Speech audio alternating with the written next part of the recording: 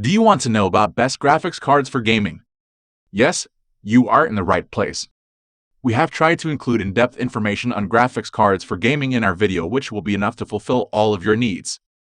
All of them are maintaining their features, prices, quality, durability, and reputation of the manufacturer, and real customer feedback. If you want to buy the best graphics cards for gaming, we think this list will be very worthy to you. Now, let's get started with the video.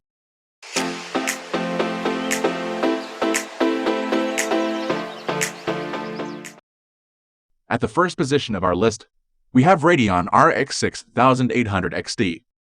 AMD Navi 21 GPU like the Radeon RX 6800 XT represent the best cards for team.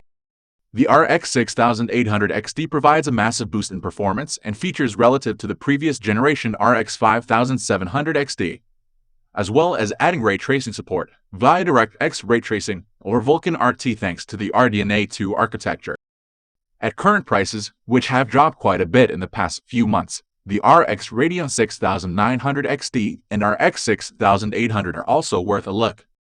The 6900 XT, for example, now costs 17% more for about 5% higher performance, while the RX 6800 drops performance by 7% and also costs 7%. The Navi 21 GPU was affectionately dubbed Big Navi prior to launch by the enthusiast community, and we got exactly what we wanted. It's over twice the size of the previous generation Navi 10, with twice the shader cores and twice the RAM. Clock speeds are also boosted into the 2.1–2.4 GHz range, depending on the card model, and AMD did all this without substantially increasing power requirements. The RX 6800 XT has a 300 WTBP, slightly lower than the RTX 3080's 320 WTBP. A big part of AMD performance comes thanks to the massive 128 MB Infinity cache. It improves the effective bandwidth by 119%, according to AMD. Few if any games need more than 16 GB, so the 6800 XT is in a great position in that area. What's not to like? The ray tracing performance is mediocre due to AMD lack of hardware BVH traversal. It shares the texture units for that. There's also no tensor cores or DLSS, though FSR 2.0 at least partially makes up for that. As with NVIDIA's top GPU, the biggest concern is the upcoming RDNA. If you don't already have one of AMD top GPU, waiting for the RX 7000 series to arrive before the end of the year makes more sense than plunking down $600 or more on a GPU from 2 years. Moving on to the next at number 2 with GeForce RTX 3080. NVIDIA's GeForce RTX 3080 with a now previous generation NVIDIA Ampere architecture continues to be a great alternative, though it's now lost some of its luster. The recommendation also applies to all RTX 3080 cards, including the RTX 3080 Ti and RTX 3080 12GB depending on current prices. Right now, the best deals we can find are $730 for the 10GB card, $740 for the 12GB model, or $800 for the 3080 Ti. If you like to max out all the graphics settings and play at 4K or 1440p, this is a great choice. It's more than you'll generally need for 1080p gaming, unless you're running the latest ray tracing games, in which case DLSS support should also help performance. DLSS also works without ray tracing, and is currently available in over 200 games, so it's definitely a feature that's worth a bit extra. AMD offers the universal FSR 2.0 as an alternative to DLSS, but it's not nearly as. Intel's SS meanwhile sounds a lot like DLSS, only for Intel GPU, which limits its utility on non-ARC GPU. Even though SS can run, it doesn't look as nice and doesn't improve performance as much as DLSS. The biggest problem with buying an RTX 3080 series card right now is the RTX 4080 and presumably a future RTX 4070. Along with AMD RDNA 3 GPU. The RTX 4090 represents the ultimate in graphics performance, and it can more than double the RTX 3080 performance and price. The RTX 4080 also provides a healthy performance boost, but it sits at the old RTX 3080 Ti price. We'll need to see where the RTX 4070 models land in the coming months, which makes the prospect of spending anything north of $500 on a 30 series GPU rather unappealing.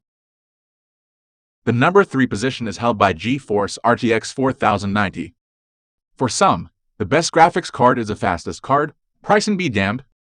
NVIDIA's GeForce RTX 4090 caters to precisely this category of. It's also the debut of NVIDIA's brand new Ada Lovelace architecture, and as such will represent the most potent card NVIDIA has to offer, at least until the inevitable RTX 4090 Ti shows up. If you're disappointed that the RTX 3090 Ti was only moderately faster, tilde 30% than an RTX 3080 in most workloads, RTX 4090 will have something more to offer. Across our standard suite of gaming benchmarks, it was 55% faster than the 3090 Ti on average. Fire up a game with heavy ray tracing effects, and that lead grows to 78%. Against AMD currently fastest GPU, the RX 6950 XT, the 4090 is 65% faster in traditional rasterization games and nearly triple the performance in ray tracing games. Let's be clear about something. You really need a high refresh rate 4K monitor to get the most out of the RTX 4090. At 1440 its advantage over a 3090 Ti shrinks to 30% and only 16% at 1008 IP. It's also just 10% faster than AMD 6950 XT at 1008 IP Ultra, though it's still more than double the performance in demanding ray tracing games. It's not just gaming performance, either. In professional content creation workloads like Blender, Octane, and V-Ray, the RTX 4090 is about 80% faster than the RTX 3090 Ti. With Blender, it's 6 times faster than the RX 6950 XT. NVIDIA knows a thing or two about professional applications, and the only potential problem is that it locks improved performance in some apps, like those in SPEC Viewperf, to professional cards like the RTX 6048 GB. We still need to see AMD response to Ada Lovelace, and we'll learn more on November 3 about what RDNA 3 will offer, and how much it will cost. You might also want a CPU and power supply upgrade to get the most out of the 4090. And there is still the matter of finding RTX 4090 cards in stock. They sold out almost immediately at launch, and scalpers and companies following their example have pushed prices well above $2,000 for the time being. Hopefully prices come down quickly this round, and with the lack of GPU mining profits, that ought to be the case. Next at number 4 we have Radeon RX 6700 XT.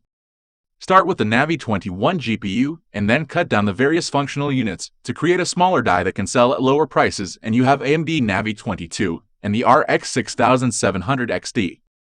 The RX 6750 XT is basically the same GPU, with a slight boost to clock speeds, memory speeds, and power consumption about 5% faster overall, but with a 12%.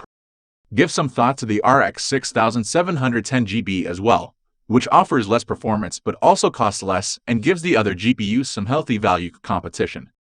The 6700 XT has the same number of GPU cores as the previous generation RX 5700 XT, but significantly higher clock speeds and more cache give it about a 25% boost to performance at higher settings and resolutions, at least.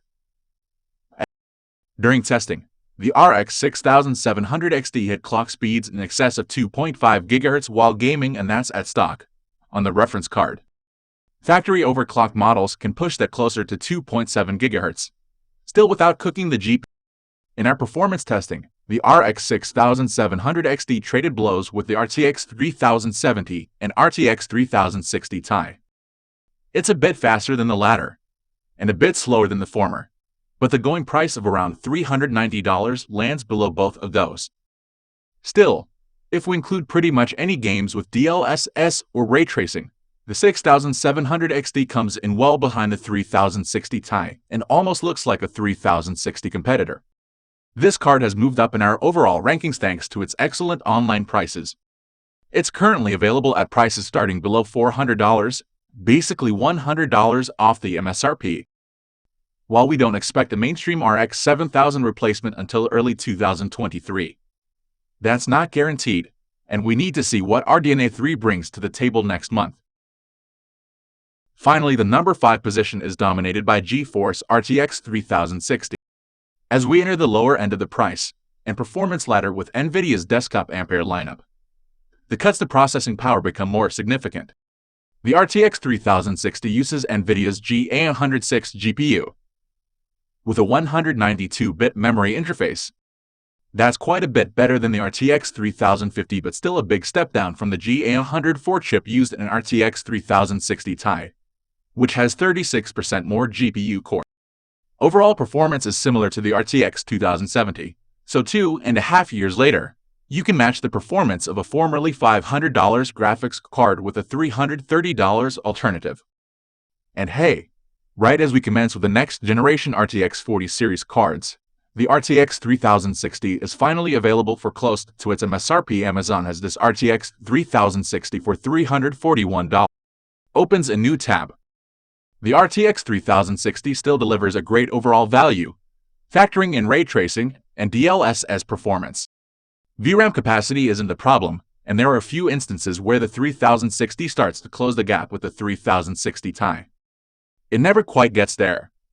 However, and the 3060 Ti might be a better choice if you can find one at a reasonable price. And if you don't want an AMD card and are still hoping for something extra, check out our wildcard pick a couple slots down, the Intel Arc A77016G. Discounting ray tracing and DLSS, in our testing the RTX 3060 ends up being roughly the same performance as AMD RX 5700 XT, 18 months later. That's not going to set the world on fire, but then that's typical of mainstream parts. With DXR and DLSS, however, the 3060 can even trade blows with AMD RX 6800. We'll likely see an RTX 4060 replacement sometime in 2023. That's all for today. All the product links in the description down below. We upload videos every single day, so don't forget to subscribe and hit the bell button for the upcoming video notification.